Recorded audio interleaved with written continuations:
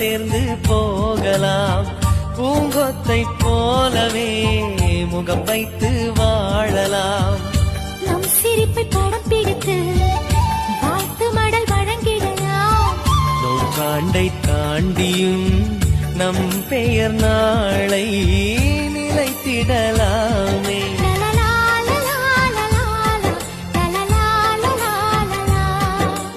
Happy new year, happy new year வந்ததே. அன்பை சொல்லி ஆசை உள்ளம் துள்